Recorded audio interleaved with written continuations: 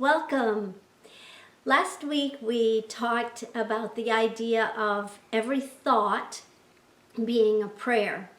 And we're going to build on that idea this week by talking about the idea that prayer doesn't fix anything. Kind of funny thing to say, isn't it? Prayer doesn't fix anything. So then why do we do it?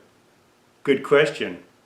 What we do, the reason we do it is to change our own consciousness. You know, when something breaks in your house, you either call the plumber or the handyman or the carpenter. But when we're dealing with matters of the heart and matter of things that are going on in our lives, matters of consciousness, we don't go to God to fix it. We go to God to shift our own consciousness. We change our own ideas and our own awareness of the way life works and the way things are happening in our lives, knowing that what we think about, we create.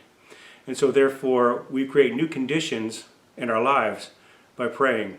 We don't recycle old ones. True prayer works at the level of causation. Otherwise, we're just shuffling and rearranging conditions. We, in form, must release preconceived ideas based on what is to reveal that which is to be. Current conditions quite often distract or interfere so that what is awakening within us may be obscured and we may not be able to see it clearly. We may not recognize our good when it appears, or we may simply be unconsciously hindering greater good due to limited expectations. We're expecting our higher good to come back and fall into the same space where that which wasn't working for us in the first place was. Our current thinking, quite awfully, our current thinking may be simply manifesting more of what we are currently experiencing. And so what's the point? We need to expect new manifestations to fall into other parameters. We need to expect new manifestations to come in and shift that which is already here to its standards. We should live in a state of glorious expectancy. To recognize truth when it appears, we need to condition ourselves to accept any new thing coming into manifestation and know that it is a glorious, magnificent beginning, not a continuation of what was happening before. You know, there's the old saying that if you always do what you've always done, you'll always get what you always got. Well, we need to think in other ways to be able to create new things. We don't fix current circumstances. We create new, preferred circumstances that will enable unwanted conditions to fade away into nothingness and just let them go. If they weren't working for us, we might as well just let them go. There's no reason of holding on to them.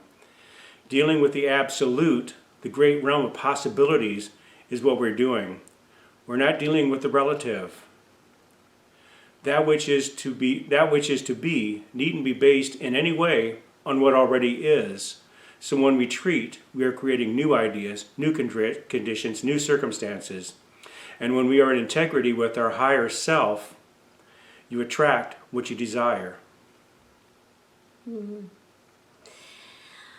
Oh, so this is a very broad topic, and it brings up a lot of ideas for each one of us, I'm sure, because we're all looking at how we can have the life that we desire, or fully and freely experience all the joy and the beauty, the abundance, and the good that life is. So what we're talking about is, for me, can be presented in several ways. One is the idea that there is nothing to be fixed. And I know that quite often in workshops, when we're with a group of people and someone gets that idea, there's nothing about you that needs to be fixed. You're perfect the way you are. When someone takes that within them, something shifts within. They tap into the soul, to the heart of God. And that love is so powerful, so moving, that we can feel that truth. And we know that it's the reality. It's the reality of who we really are, who we came here to be. And sometimes I think we identify so closely with our experiences that we become that experience. And that isn't our truth. Our truth is that we are whole, complete, and perfect, made in the image of a sweet, sweet spirit. So when we take that within, that wholeness, that perfect idea of who we are, and we ask whatever the question is that we desire to experience change in. I get a little choked up here. So when we take that in, I'm really feeling this truth. And when we do take that in, it can be an emotional moment. We take it in and we can savor that reality, hold it in our heart, and use it so that the next time that we believe that something about us needs fixing, we can just simply realize our truth again and return in our thinking to the understanding that I am whole, complete, and perfect. And when I sit in that space of knowing I'm whole, complete, and perfect, and I look at any idea that's presenting itself in form in my life today, I am able to look at it with new eyes. I'm able to look at it with a consciousness that is clear, that is focused, that is guided and directed intuitively toward whatever is the right and perfect answer for me, and therefore for the world. So our truth is that life, our life, your life, my life, isn't about becoming something. You don't have to become something different, something more. Our truth is that it's about unbecoming everything that isn't really you.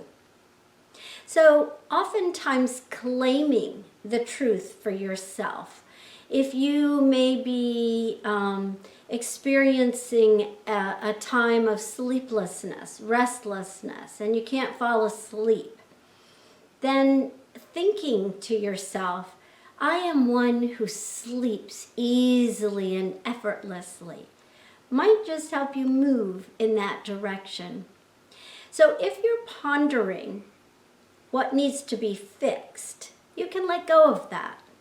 And you can simply shift your ideas into the idea that calls you toward a higher understanding of self. And as you practice this realization of the truth of you, may you be blessed in each and every moment. And so it is. So it is.